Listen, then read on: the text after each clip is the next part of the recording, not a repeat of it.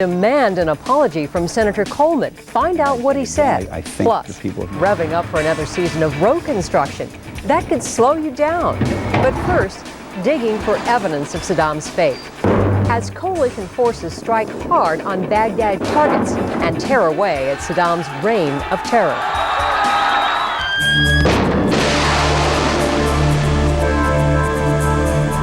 Good evening. Is Saddam alive? The answer to that question lies buried tonight in a pile of rubble. While they wait for word, U.S. forces are tightening their grip on Baghdad. The Pentagon reports coalition forces control the skies over Baghdad.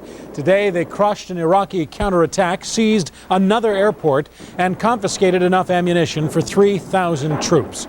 But there's more grim news tonight. Fierce battles in Baghdad led to the deaths of 3 journalists. And 2 American airmen are missing after their F-15E Strike Eagle went down in Saddam's hometown of Tikrit. KARE 11's Greg Vandegrift reports.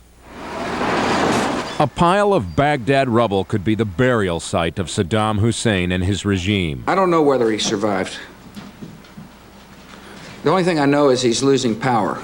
And they apparently knew his whereabouts. NBC says a spy spots Saddam and son Qusay entering a building, reportedly a restaurant used for command and control.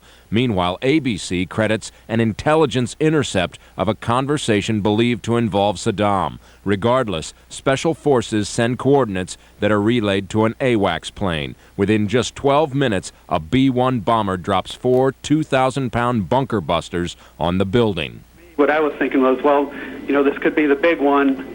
Let's make sure we get it right. We do not have hard battle damage assessment on exactly what individual or individuals were on site. But the Iraqi government says the dictator's alive and in control. He will appear soon. When is he going to appear?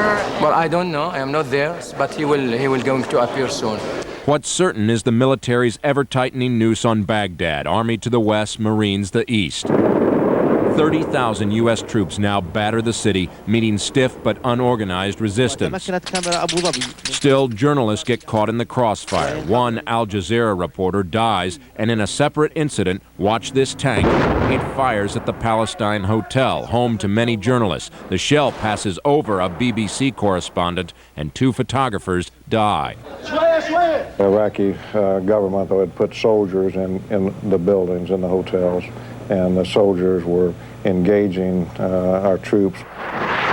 In the uncertain ebb and flow of war, 2 U.S. airmen reported missing tonight after their F-15 mysteriously went down Sunday. A tragedy as triumph continues over Saddam's crumbling regime.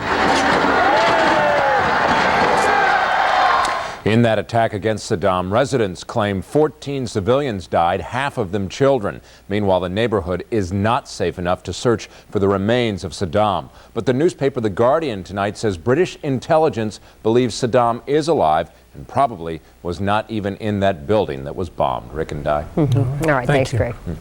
A Rogers woman is expected to spend the next 12 years behind bars for the beating death of a baby under her care. 32-year-old Cynthia Henderson pleaded guilty today to second-degree unintentional murder. Henderson says she lost control and struck 8-month-old Austin Olsen several times while babysitting him last November. In this case, the police, the prosecutors in our office brought at least some measure of justice to this family, but it will never bring back their little baby boy. Henderson will be sentenced in June. A Minneapolis man has been convicted in the beating and stabbing murders of his girlfriend's grandparents. A jury found 42-year-old Chardon Gomez guilty of first-degree murder while committing burglary in the deaths of Abel and Esther Hillman. Prosecutors will seek 2 consecutive life sentences for the crimes. Okay, get ready to see orange, and lots of it, as Minnesota begins its most ambitious construction season in state history. In the next 6 months, crews will work on nearly 200 projects across the state. Some of the big ones include construction on parts of the Crosstown, I-94 in Maple Grove, and I-494 in Bloomington. We have many needs on the road out there. We've identified millions and millions of dollars of needs. We're also, this year, one of the reasons we have a very aggressive program this year is we're spending the balance of the new money, the one-time new money that the legislature gave to us in 2000. The total price tag is expected to top $1.2 billion. Republican Senator Norm Coleman is apologizing for comments he made about Paul Wellstone to a Capitol Hill newspaper. Coleman told Roll Call that he was a, quote, 99% improvement over Paul Wellstone on just about every issue.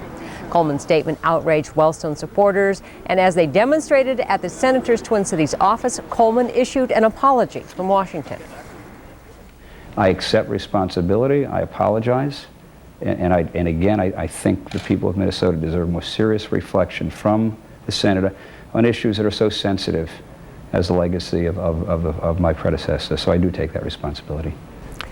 Coleman is considered a rising star in the Republican Party and has been accepting speaking engagements around the country to raise money for the party.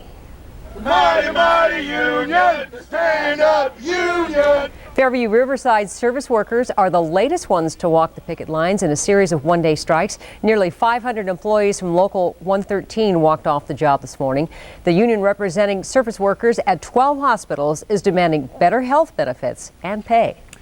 Northwest Airlines is joining a growing fare sale launched by Delta. Both Northwest and United say they are matching Delta's fares in markets where they compete for flights through October. They are trying to boost air travel, which has been slowed by war in Iraq and that mystery illness spreading from Asia. The tickets, some as low as $44 one way, require a week's advance purchase, but tickets must be purchased by April 16th. Firefighters quickly knocked down a fire today at an energy plant under construction in downtown St. Paul. That blaze at St. Paul Cogeneration was limited to newly constructed cooling towers on the roof of the plant. No one was injured, and service to customers of the nearby district energy plant. Race anymore. Look at that pack. That goes all the way back through at least 11th place. Last car in the train, the caboose, is Bobby Labonte. Then Jeff Gordon in 12th place.